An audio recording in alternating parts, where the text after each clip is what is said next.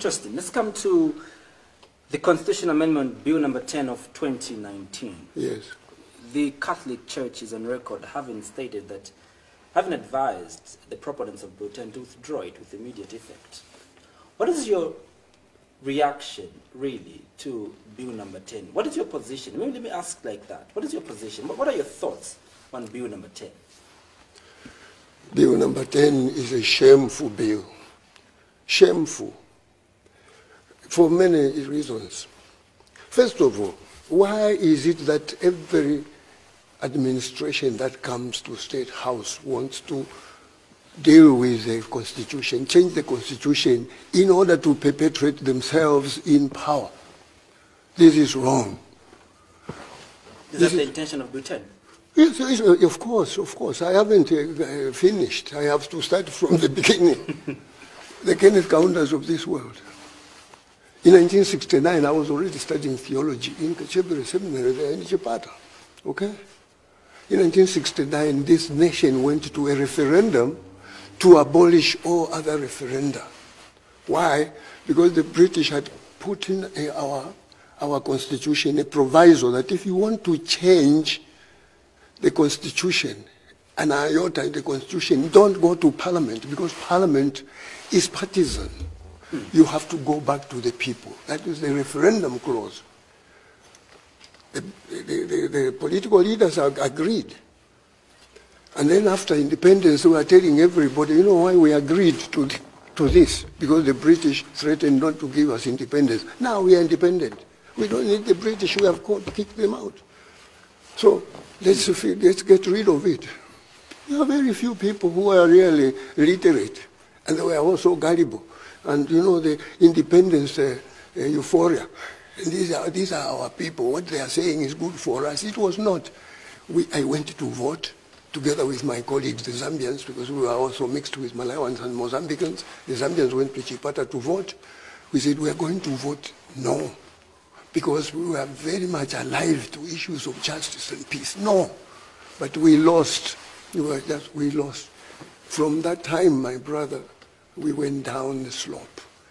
It was not only that there won't be any referendum in the future, but the party unilaterally declared this country in 1971 a one-party state. And that was, in 1973, it was fulfilled with the declaration of Choma Declaration. ANC was, some sort of disbanded and so on and so forth. And now, where are we? Hare Mwanga Nkumbula always said, whatever happens, let us not go away from parliamentary democracy. Once we lose parliamentary democracy, then we're going into dictatorship and fascism, like it happened in Germany and in Russia. Now, that's it. So now they want again to figure with the constitution. What happened to Chiluba? He was saying, I'm listening to people. Until in the end, my predecessor, Kano Mazombwe, he was speaking on behalf of the Oasis Forum. The Oasis Forum, again, it was this kind of resistance and anger that was, building in the people. So then the Oasis Forum made a statement on TV. Mr. President, you have served for 2 terms.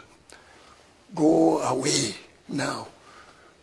No, I'm listening to people. No, you want to listen to people. There is a constitution in place. The time has come for you to go. That was MMD. Okay. Now MPF is doing the same. Tampering with the constitution in order to perpetuate themselves in power, not just the president. They will be remaining there to continue maladministration in this country. It is a shameful bill. But it is hidden.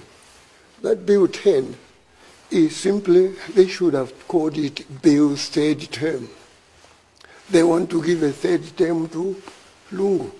But he has already served the 2 terms, according to the Constitution.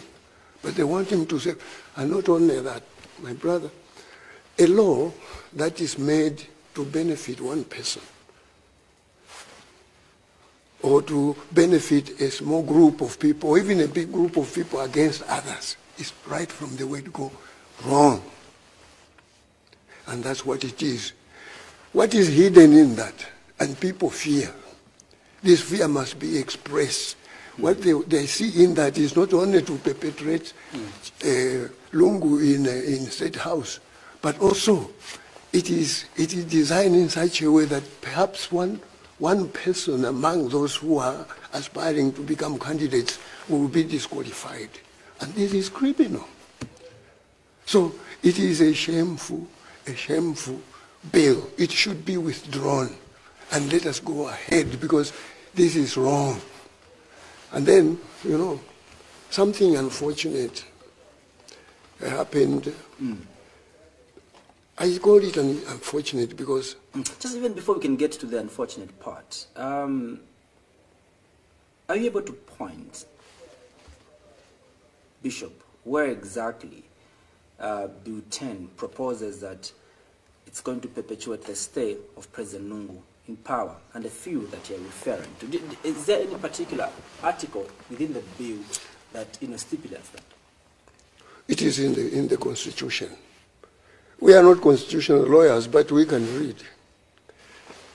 The law says, anyone who has been elected twice as President of the Republic of Zambia, anyone, the same person who has been elected twice but sworn twice as the President of the Republic of Zambia, cannot qualify to go to another. He cannot run for another. He has served 2 terms. And this is what has happened to Lungu. He has served 2 terms. And so he is not eligible. But they want, you see, it says the time of nomination, those candidates who think they are eligible, they will start filing in their nominations. And then once this has been done, they close the nomination. Not so. Yeah. But then people who know that one candidate does not qualify will press in a petition with the Concord. They will place in a petition with the Concord. And if everything goes well, according to what we know, what is there, he is disqualified. That means the PF won't have a candidate, because once they have closed the nomination, you can't go back and say that we are going to nominate this person. No, it is too late. So we might be going, if everything goes well, we might be going to the polls with the PF without a presidential candidate. You see that? That is where it is. The question will be, have you been elected twice? Yes. Have you been sworn twice as president? Yes. It's a go. You don't qualify. But they want to make sure that he puts in his nomination. You cannot challenge that before elections. But after elections, you know what happens? There is someone there as incumbent. It will go on and on. You remember what happened to Mwanawasa when in 2001 that controversial election, which was contested by 3 candidates, the losing candidates. It took 3 years for the courts to come to the judgment. And when they came for the judgment, of course they judged in favor of the incumbent. Once you are there, you are very powerful. You can do whatever. So this is shameful. Anyway, just tangential to that. Her Honor, the Vice President, Ladyship Inonge Winner, said, and this is on record, said, support Bill 10 and we are going to stop the cadres from harassing people who are having peaceful meetings. This is a disgraceful statement by someone who is number 2 citizen in the Republic of Zambia. Why? Cadres are like the tail that wags the dog. They do all kinds of things, and those institutions that are supposed to discipline them, they are told not to. Why would the police be afraid of cadres? They are trained as police. And if the police are not there in good numbers, bring in the army. These people are criminals. Criminals who must be put behind the bars. But they are the people that are being glorified. And then it's unfortunate.